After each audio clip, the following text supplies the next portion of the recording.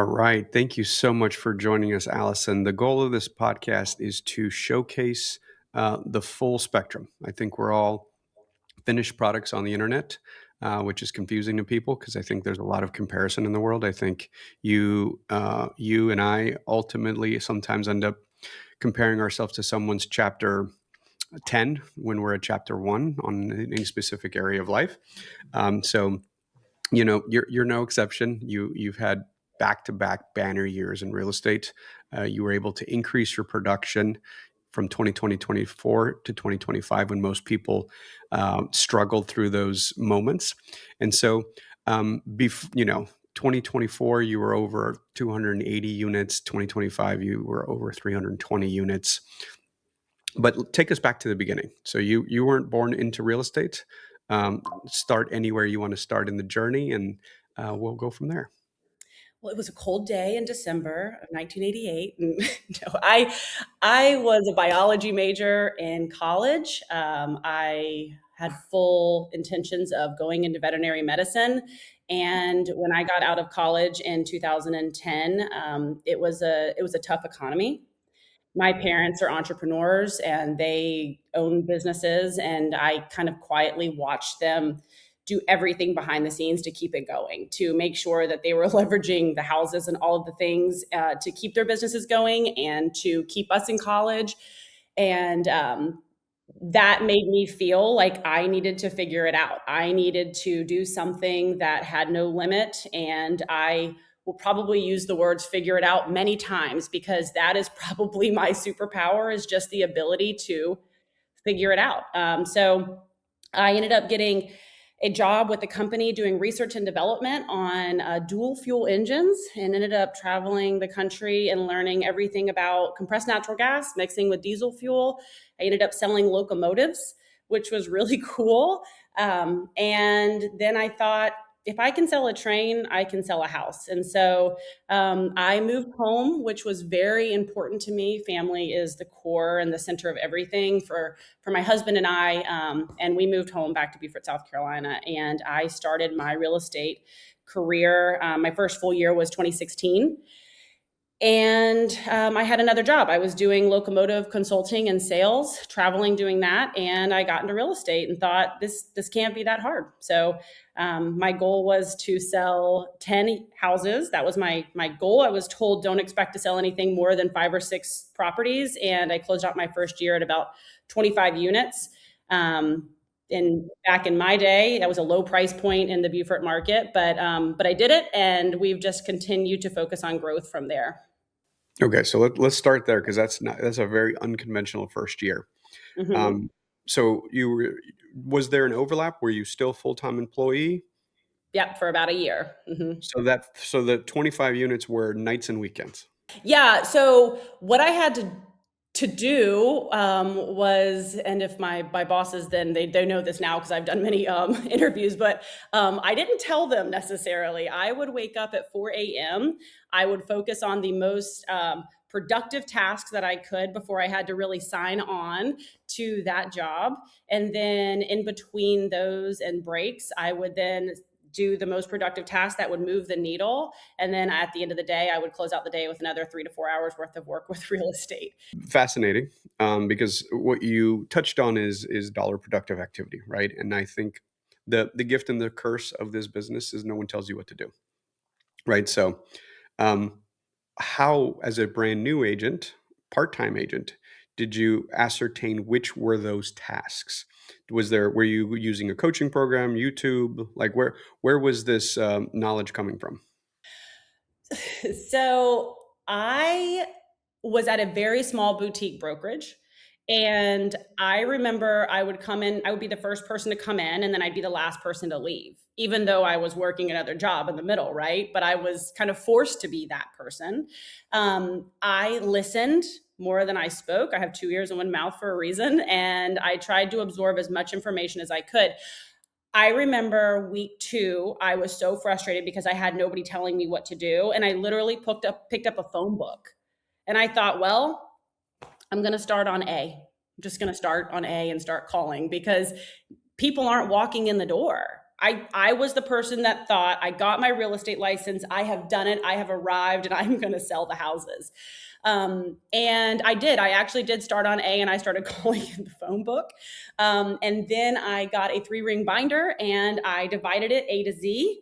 I did not know what a CRM was until I ended up moving my business to Keller Williams Realty and growing there. And I started doing an A to Z kind of filing cabinet.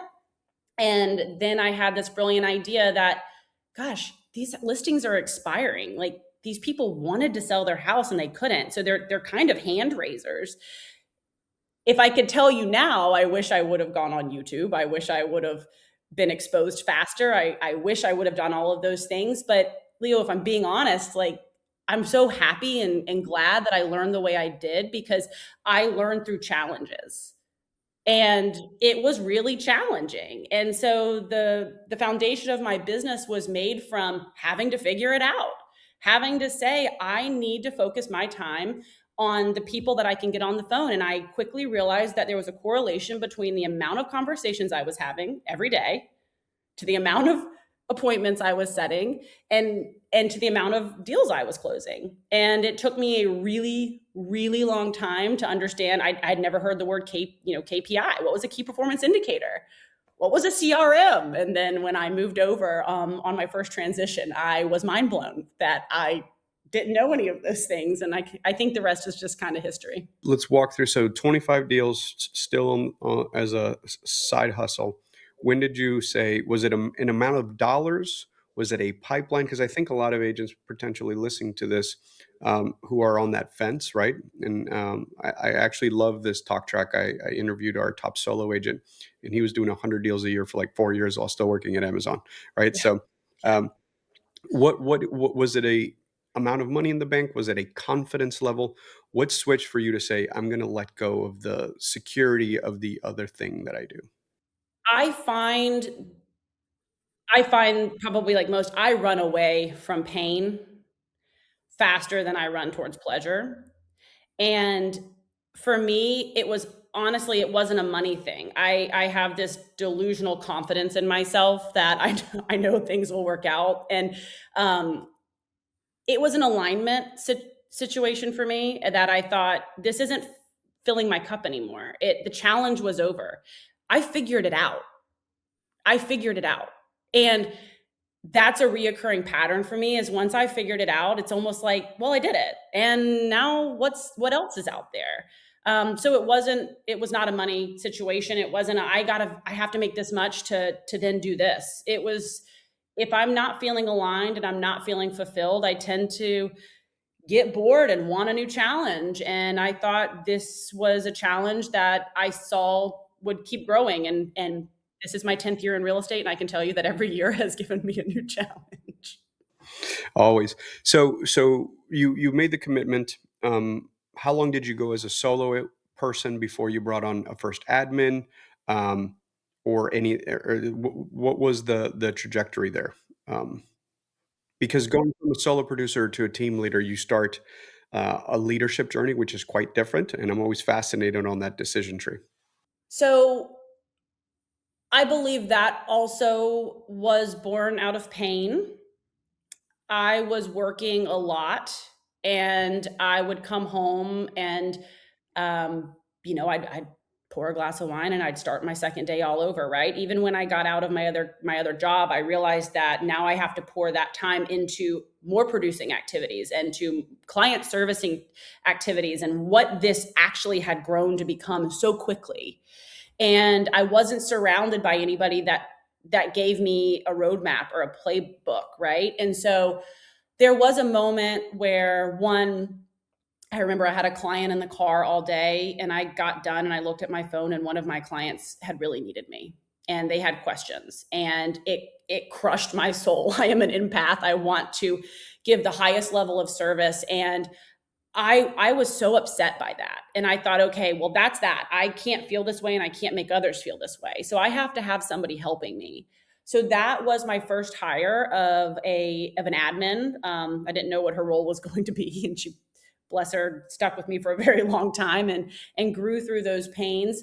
And then the second kind of aha moment and growth moment came from, even then I scaled and I grew, and I was still sitting at home working past my bedtime, And I thought to myself, if I have gone through this and I have this extreme ability to just figure it out, what are these other agents doing that are getting in and they're 2-3 years in and they've sold 4 houses total? I have a service that I can help that alleviates their pain.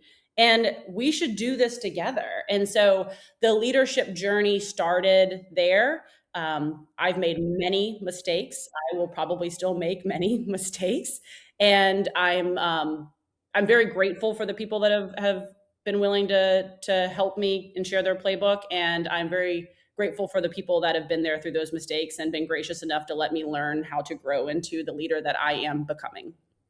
So talk to me about the leadership part of teaching sales, right? So um, again, our business is extremely aspirational. And I feel like I can blame friends of mine like Ryan Sarhant for glamorizing it on television, and I mean that tongue in cheek.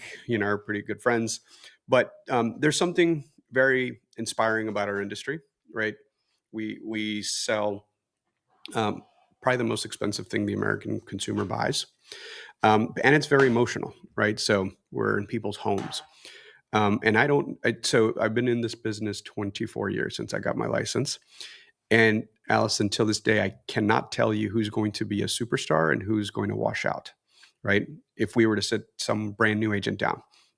And I've seen both extremes, one where the quiet, unassuming introvert comes in and crushes it, and his name is Glenn Sanford, right?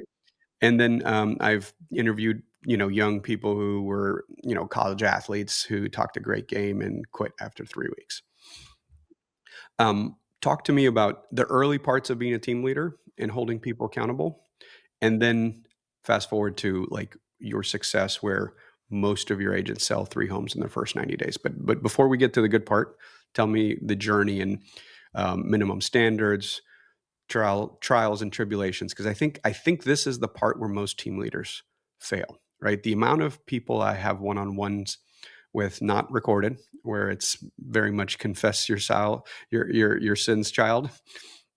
I have conversations with team leaders that do 120 deals, and then we start breaking it down, and they do 60 or 80 of them, and then they have like 15 team members, which means the personal productivity per team member is like 1.5, 2. Which at that point you're just kind of, you have a clubhouse, you have a social club. So talk to me about that part of the journey.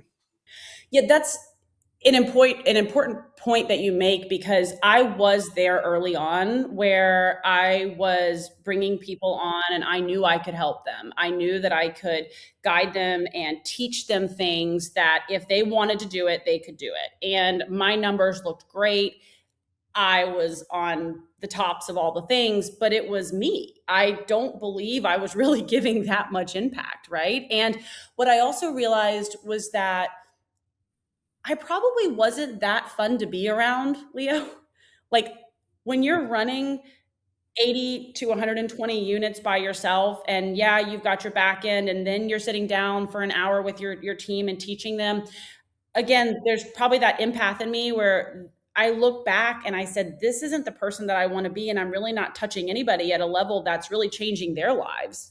Like, what is my impact in this situation? And so, the goal has been for the last 5 years, and my director of operations, Kristen, has been very instrumental in this. We had to start tracking. We had to start really seeing, how do I go from 85% to 65% of our team's production? And now in 2025, we closed out right at about 10% of our team's volume and units was done by me. And so that was the purpose, not because I just didn't want to work. It's because I needed the freedom and clarity to be a kinder leader, a more focused leader. I needed the time to be able to go to masterminds and plug in with people that could teach me even more, so I could come back and disperse that information. And so that was the key for me, was I needed to get out of production fast, because I needed to be a better version of myself to help lead people.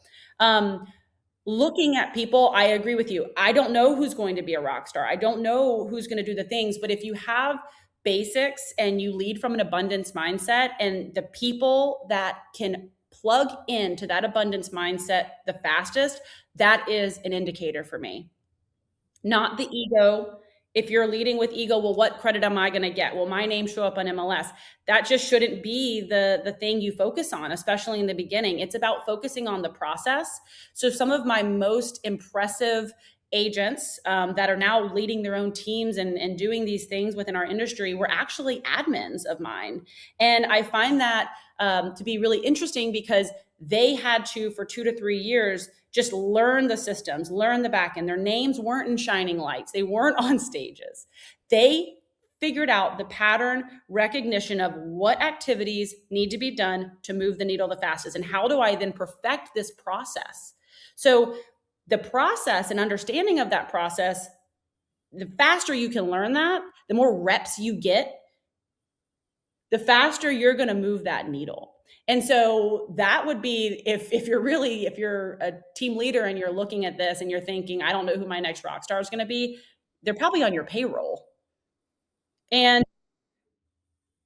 I've had a few people that have come to me and they've wanted raises. And I've had to have the hard conversation to say, this hurts me more than it's going to hurt you, but I think you need to get into real estate, because I don't want to lose you as a listing coordinator, as a transaction coordinator. I don't want to start that process over. But if you put people first, always, in all ways, it really will work itself out. And so those people have then been encouraged to get their license and get into real estate and figure out a way that they have that path, because their earning potential in real estate is far beyond what maybe that's a limiting mindset for myself, but far beyond what I can give them as my listing coordinator or my No, transaction. you're actually mathematically correct, right? Yeah. So, I mean, and I'll give you the language for it. The reality is, roles are a trade of money for a skill, right? Mm-hmm. And the best example I can give you is, if you or I were to go walk into Chick-fil-A or Chipotle, you and I cannot earn more than the job description pays.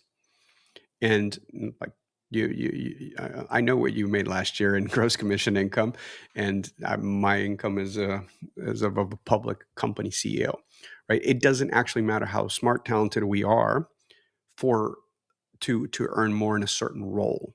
And so the beauty of sales, if you look across the globe, um, typically the highest compensation on the planet is sports and entertainment, right? You can't really compete with like a $250 million A-Rod contract, but followed by public company CEOs.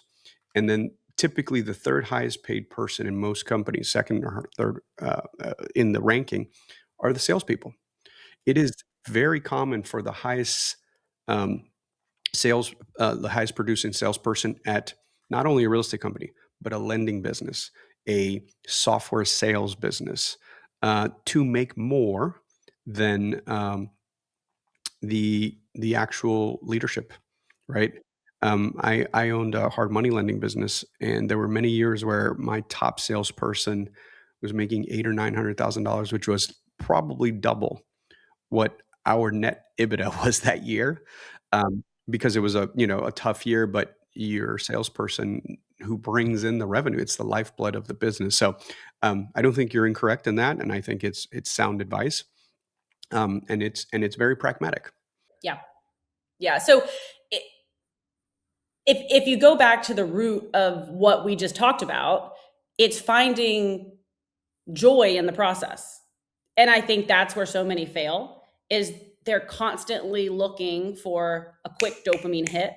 And in the first 90 days, that's kind of hard, especially if you're not on a team, right? You're learning your systems, you're building your database. I mean, heck, you're probably, I don't think phone books exist anymore, Leo, but back in my day, I was calling the phone book. Like, and it takes time to build that, and it takes time to build those reps. And so for us with agents getting in, that abundance mindset is very important, because what we do is, agents that want more and more and more leads, they tend to fail. So I've got some stats, and I've looked at like our top agent conversion on, we're a Zillow Flex team.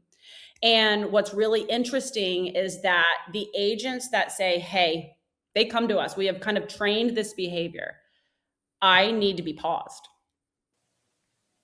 I've taken And 5 we, leads. we were on our mastermind yesterday, and that was one of the topics, right? It's you got to make sure to pause so you can consume the leads. Yep. And so we looked, my director of operations before this call too, we really like honed in and said, okay, I need to understand this from like an all-time, who are these agents? What are they looking at?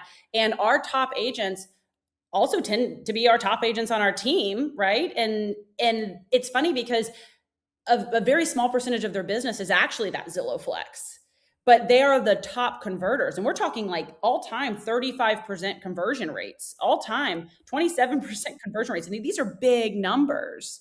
And every time you go back to abundance mindset, every time we go back to what are our core values, open and honest communication, accountability, right? Like being abundantly, like have an abundance mindset around, I have enough now. Let's look at everybody else, make sure that we're being fair and dispersing. Let's reach down and see how we can help others while also focusing on our business. It just grows and grows. And the second that they realize I don't need more, I have more than enough, I need to go back and service that client. I need to go back and figure out, like, we do LTP Mama and making sure that everything is done and the conversations are deep.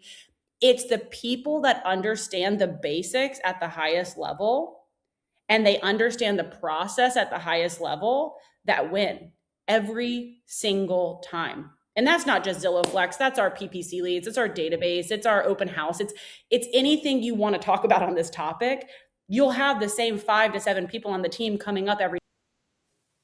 So now walk us through your kind of launch program. I don't know if you call it that. That's what I call it. But what you do above all is remarkable to me. Is getting people to get to 3 transactions in the first 90 days. So I was the problem when this occurred. We grew our team and I just kept saying, what is going on? They are falling flat. I don't understand. And we had our transaction coordinator got into real estate sales, like we talked about, and we gave her the role of being the sales coach for the launch program.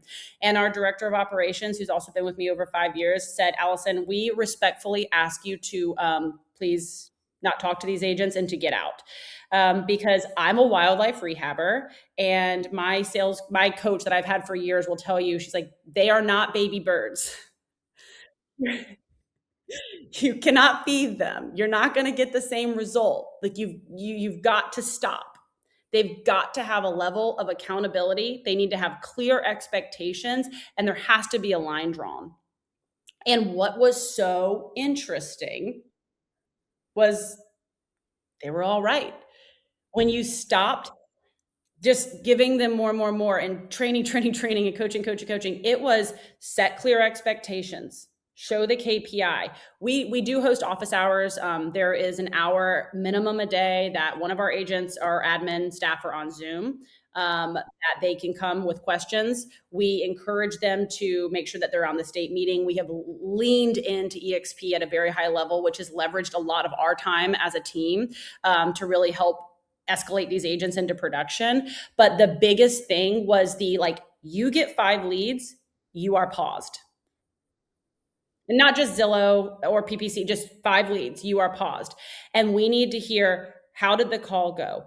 What did you learn? Did you set an appointment? And some of them we understand, 5 leads, maybe not converting immediately, right? But we needed to understand what was going on with those leads.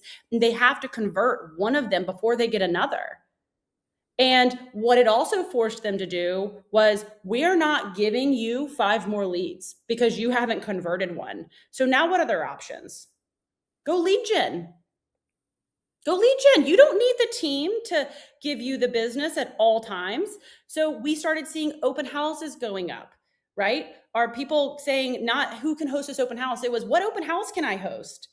We started seeing them getting more involved in the community. Expireds and cancels and for sale by owners were being called. And so all of a sudden, instead of us just giving, it was, oh, I have to convert before they're going to open me up to 5 more. And so it was 5, pause, you must convert. Another 5, pause, you must convert. And we've talked about this, and there's a lot of nuances. We could sit on this call forever, but there is a point when the agent starts to realize this trend that they will become the top performers that come back to you and say, "Hey, you didn't pause me. I need to be paused," because you've trained this understanding of there's enough to go around and I really need to focus on the process and the systems and the client service before I'm opened up to more leads. And so not only is it great for the new agent, it's great for the life of the agent on the team and the messaging that they give back to the agents on the team that it's okay, there's more coming, and that your business will grow. So that's been the biggest thing, is not flooding them with so many leads that they are drowning. I remember it creates bad habits where they're like, "It's okay, I'll get another one tomorrow," right? So, and then they want to cherry pick the easiest ones. You touched on the fact that you're a wildlife rehabber. I love always talking and hearing about people's passions and how it integrates into their business, which could be purely real estate gives you the leverage in order to spend more time, or you kind of combine the two. So, talk to me about how you integrate what you are passionate about into your business. Real estate does afford me the time, and growing what we've grown has afforded me the time to be able to put that money and time into real estate, into wildlife rehab. And I'm very thankful for that. But what's really interesting is what wildlife has taught me. And I learned so many lessons from these creatures every day. And I have never once seen a wild animal feel sorry for itself. Not one time. I've had baby fawn that have, I won't go into it, but have had really rough starts and they've been found in the middle of a road and their leg is broken. And I'm not a veterinarian, by the way. So like my husband and I are wrapping this broken leg, and nobody has to tell it to get up. Nobody has to tell it to fight for its life or to survive. Nobody has to then say, well, you've got to eat and you've got to drink and they don't feel sorry for themselves. And I think that's something that we as human beings should really take note of, because I did find myself for a very long time, I say baby birding it, but if you've got to tell the person to fight for itself, it's probably not the right fit, right? Because you can't feel sorry for yourself. You got to figure it out. There's got to be something in here that wants it. And I think that's probably the most important lesson that I've learned over the last few years with wildlife, is that they've got to want it, and there's not much I can do to make them want it. And that's a parallel I see. Yeah, no, that's a fantastic parallel. And I'm not sure if you've heard me say this, and I especially say in Q1 of every year when we give everyone their 1099s.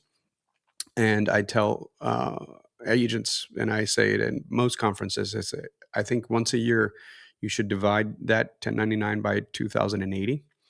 And it should either make you smile or be a gut punch. And I think there's a lot of people in this industry who should have a conversation with their spouse and or loved ones or whoever they're responsible to. And for some, they should go get a job. They should go get benefits, paid vacation, and time off.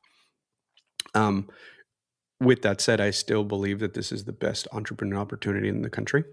When I've started and scaled other businesses where I had to raise a substantial amount of capital, and I haven't seen another opportunity for under $1,000. You can be in this business, and if you give it your all, you can have life-changing money, right? But it's also what I said earlier, where no one's coming to save you. No, no one is going to write you up and put you on a PIP if you don't make your calls, and you're a solo agent, right? Team members are different, and I think that's the difference. And I actually very publicly say I think everyone should start on a team. I think you're an outlier in your performance in your first year, but for a lot of people, I think the team is the greatest place to start, just because more than anything, I think it impresses time, right? You doing 25 deals in your first year is statistically not normal, but most agents do 3, 5, 6, and it's a slow ramp up. So normally they're not hitting 25 to like year 5, Mhm. right? So you check the box of the experience super fast. You got in the reps. 25 transactions really exposes you to all the things that can happen. I'm sure you bought a washer and dryer in those first 25 deals. I'm sure you It was a paid red for a LG new. front loader. Yes, I remember the washer dryer very clearly. Then you also probably paid for a moving truck or paid for someone's hotel for the weekend because we couldn't close by Friday and they were homeless and they'd already sold their house, I did right? it So all. all of the required seminars, as I call them. Yep. But most people that start solo don't actually experience that, right? Many successful folks who are now leading teams started on a team and went solo for a period of time, and then eventually decided to grow. And again, some of our solo agents are making seven figures a year and have no intentions of growing a team. And I say all the time, there is no right or wrong answer. It's what fits your lifestyle. I think at the end of the day, this business and all businesses, you should have an honest conversation with yourself of the amount of hours you're willing to trade for the money you want to make. Because at the end of the line, we aren't doing this to work. We're doing this to self actualize, and that could be however it is for you. Is it a sport, is it an activity, spending time with your faith, with your family, your kids, your friends, parents, whatever it is. And that's the beauty of it. There is no right or wrong. So I love hearing just as much about the passions and what this business can afford. But those are all the questions I had for you, Allison. Thank you for the leader that you are. Thank you for sharing the way you do and continuing to be an advocate for the folks in your hometown and all the markets you serve. Yeah, thank you. I appreciate you having me.